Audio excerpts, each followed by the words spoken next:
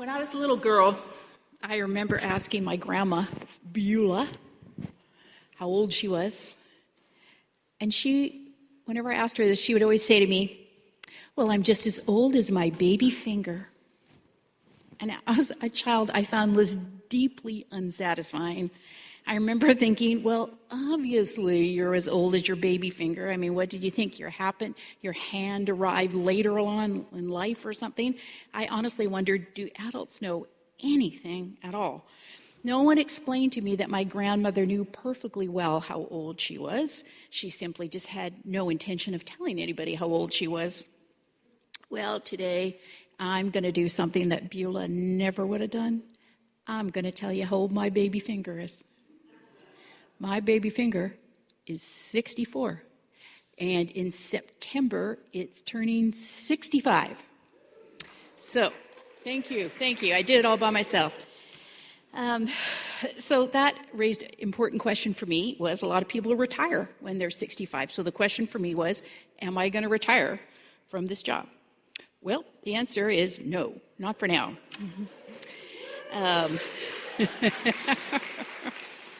Thank you. But it took me a long time to get to that answer, and I'd like to explain to you a little bit of how I got there today. Decision-making can be surprisingly complicated, and that's why this sermon is entitled Choosing Between Good and Good. Most of us, I hope, know how to choose between good and evil. That part's usually pretty straightforward. I mean, should I help the poor or cheat on my taxes? Generally speaking, as a Christian, I hope you know the answer to that one.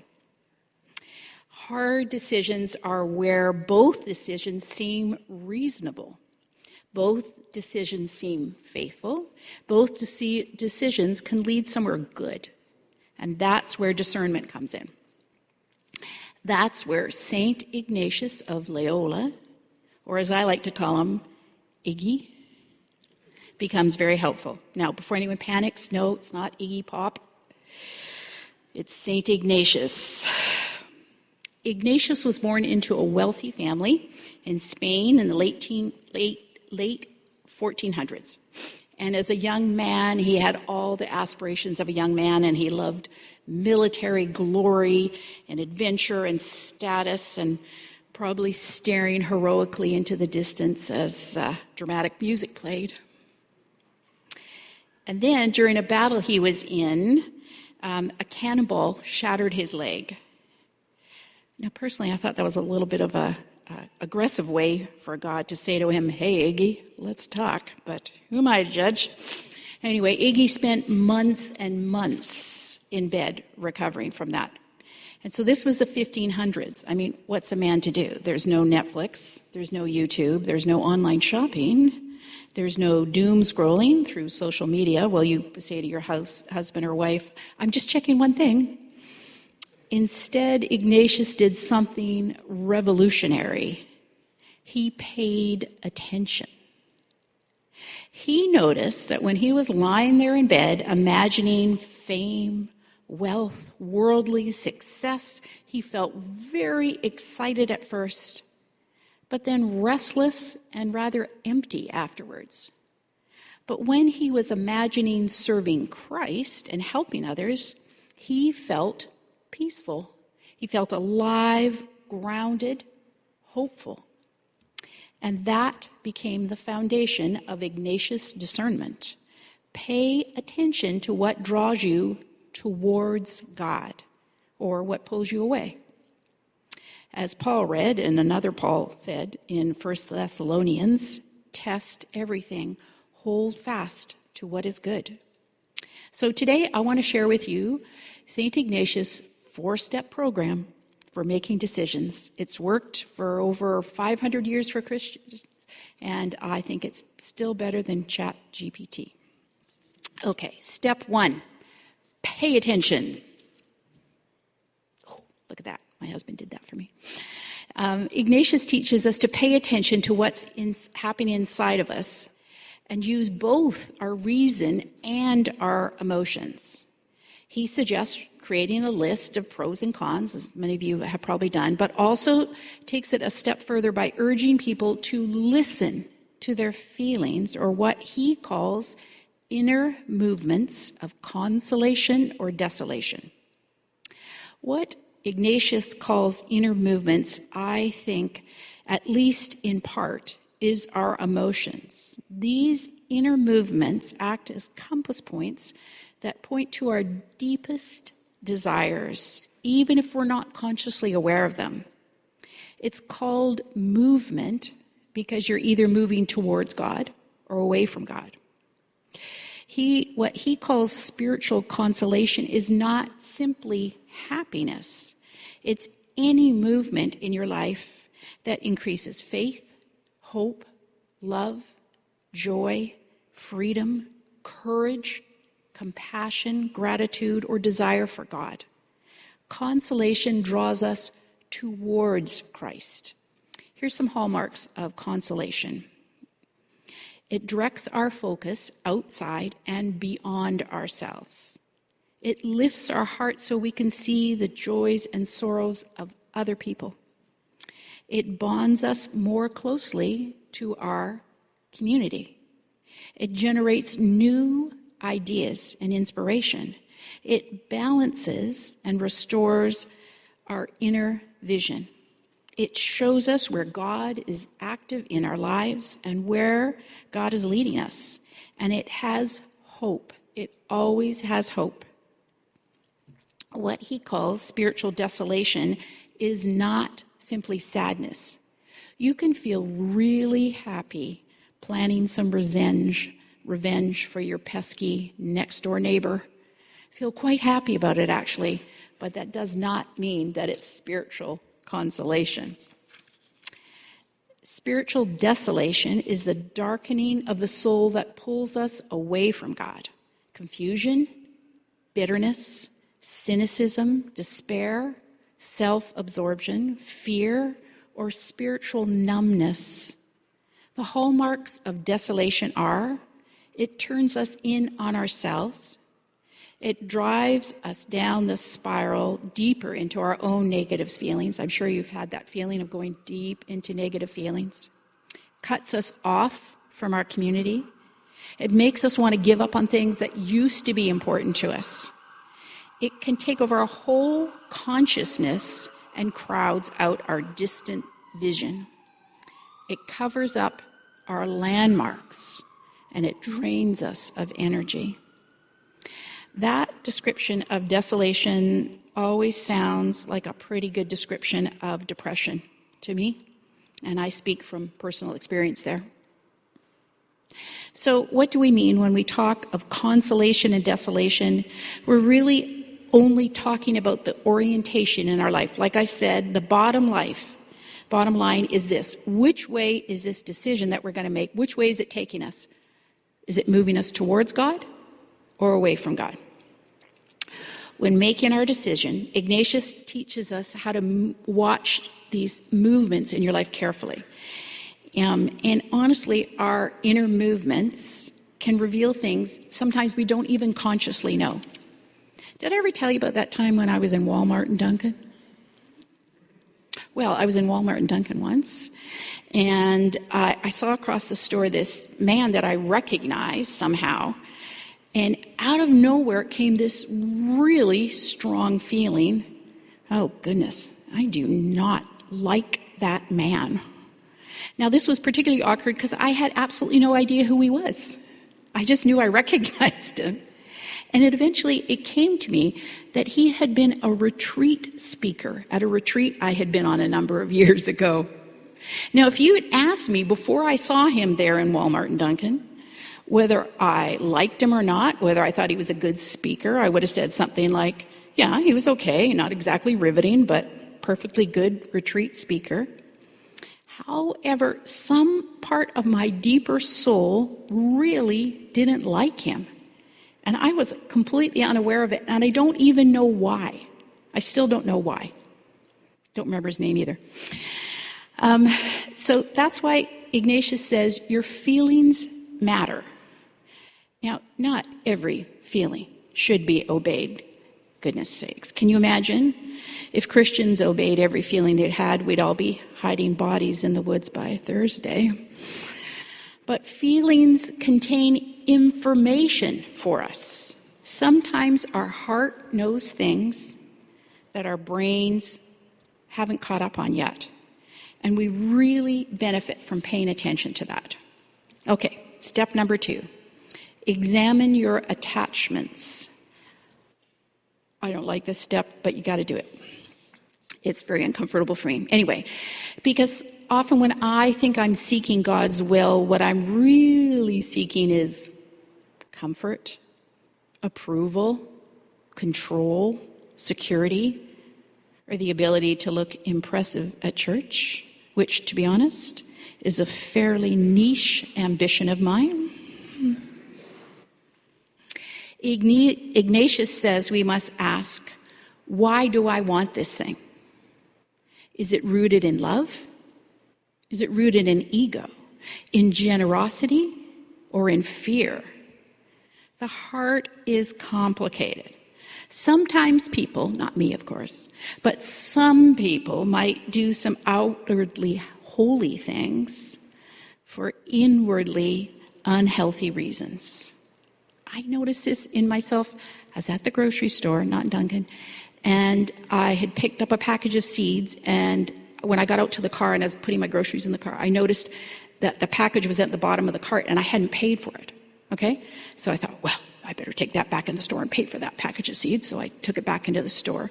But then when I got in there, I realized, well, nobody saw me carrying it back in there, because I was going to go up to the cashier and say, I inadvertently took a package of seeds that I didn't pay for, and I'd like to pay for it now. And I thought, she doesn't need to know that, Pam. You just want to look good. Just pay for the seeds. And I actually managed to do that.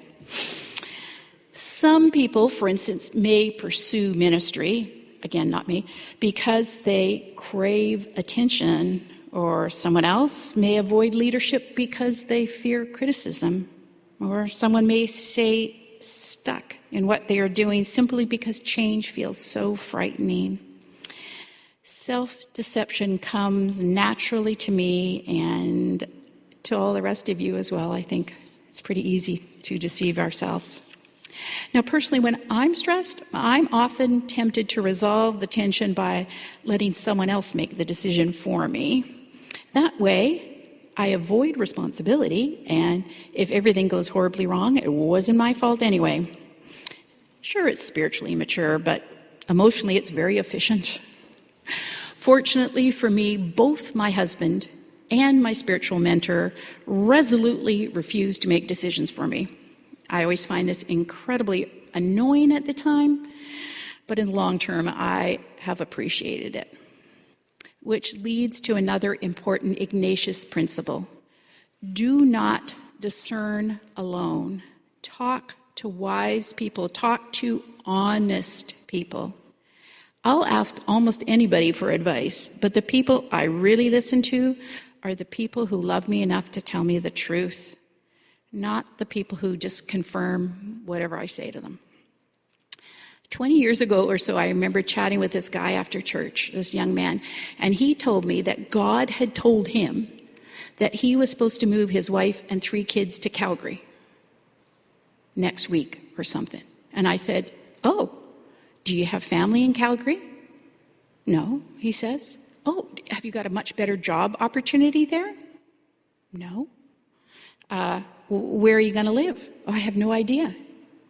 People, in my humble opinion, this man was lacking discernment by not asking anybody else what they thought of his actions. It's an important step. Number 3. One of the things I really like about Ignatius is how pragmatic he is. He says if no clear answer emerges after you've done the whole pros and cons thing and stuff, he suggests doing 4, you don't have to do them all, but like 4 different imagination exercises that will help you maybe figure out what's really going on for you. So the first thing he says, imagine that a friend of yours comes and says to you, hey, I've got this problem in my life, and says the problem that you're currently having, okay? So you say that, and what would your friend say to you? Like, sorry, no, that's wrong. What would you say to your friend if they came to you with that situation? Like, what advice would you give your friend? Number 2, imagine you're really old and you're dying. If you look back on your life, what decision that you're currently considering would call you to your best self? Like, which one seems like the truest decision for you when you think about it from the end of your life? Number 3, imagine a conversation with Jesus. I do this all the time, chat with Jesus, and very convenient. He's always there. And just ask Jesus, well, what do you think? And sometimes you might hear something.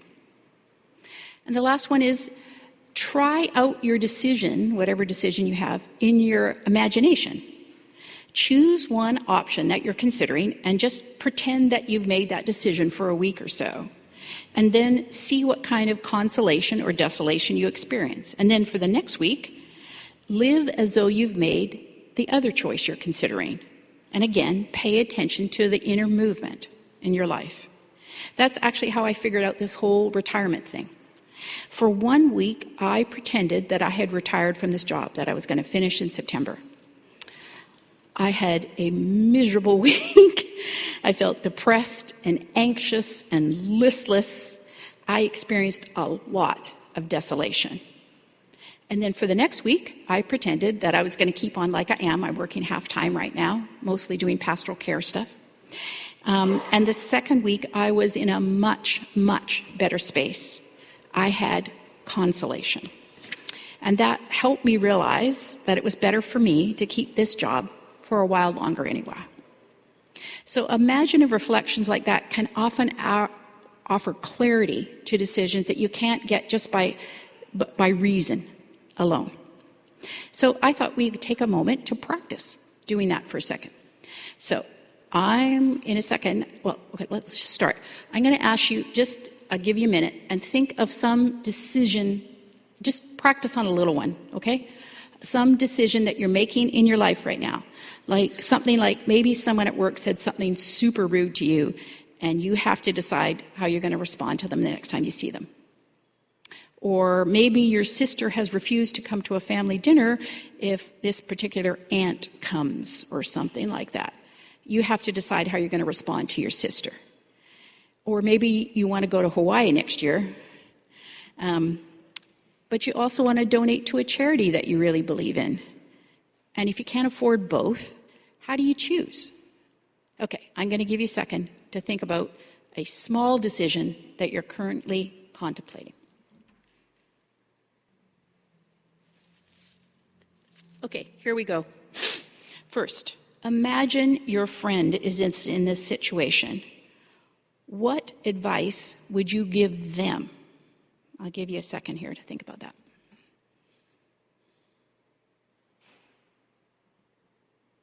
Okay, now imagine you're old and at the end of your life. Which decision seems to be the truest to being the best person that you can be? I'll give you a moment for that. Number 3, imagine that Jesus is sitting right next to you to a moment. Don't worry, he can just squeeze right in between you and the person next to you. And then ask him what he thinks you should do. Go ahead and do that.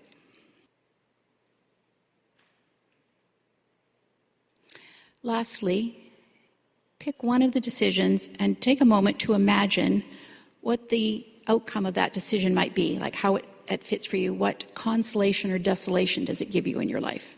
And then switch to the other one and see what happens. Amen. Okay, finally, one last important rule, our fourth suggestion that St. Ignatius makes is never make a major decision in the midst of spiritual desolation. Do not make permanent decisions when you are in temporary darkness in your life.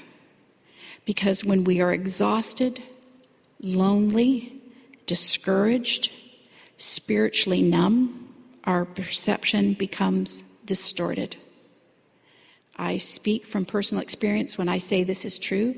I had a lot of problem with depression when our kids were little. And there came a point where I got depressed enough where I honestly thought the best thing would be if I was gone. Because then my husband could get a new wife and my kids could get a new mother. I was being deceived. And I'm so glad I did not make that decision when I was really depressed. When you're in desolation, things can feel entirely hopeless. Maybe a tired doctor wants to quit healing. A weary spouse questions the marriage. An exhausted person suddenly thinks moving to Peru to raise alpacas is the answer. Ignatius says, wait. Don't make major decisions when you're in desolation. Wait for clarity. Whatever God wants you to do will be accompanied by some sense of hope. You might be terrified, you might feel really unsure, but there should be some hope attached to the decision, some consolation attached to the decision. Honestly, this rule would save humanity from a shocking number of regrettable texts sent while emotions were high. Screenshots are forever. Step 4, choose and wait for confirmation. Eventually, after all the prayer and imagining and reflection, you gotta decide. Some people find that hard. They stay trapped forever in analysis. They want absolute certainty before taking a step forward. But faith does not work that way. Peter still had to get out of the boat. Abraham still had to leave home. Mary still had to say yes. Discernment eventually requires some courage. And once you choose, Ignatius says, pay attention again. What fruit does your decision produce? Does it deepen peace, freedom, love, compassion, faith? Or does it produce bitterness, vanity, confusion, or despair? God often confirms good discernment through the fruit that it bears. I went to a spiritual director every week, or a spiritual mentor every week for 13 years, and she'd give me all these different ways to pray, and I would say to her, I am bored out of my head doing this kind of prayer. And she'd say, doesn't matter. The only way you can tell if your prayer is working is to see if you are becoming more loving in your life. That is the only test ever for if it's working. Because even when we make mistakes, and because we absolutely will, God is still capable of guiding our hearts. Thank goodness. If perfect decision-making were required, most of us would spend eternity apologizing for the things that we ordered online late at night. The purpose of discernment is not achieving a flawless life. It is becoming the kind of person who walks closely with God. As Isaiah says, learn to do good, seek justice, help the oppressed. True discernment always enlarges our love for other people, because Christianity is not merely about making correct decisions. It is about becoming more like Christ. So may we learn to pay attention. May we become honest about our attachments. May we imagine prayerfully, and may we choose courageously. And may every decision lead us closer to Jesus Christ, who himself is the way, the truth, and the life. Amen.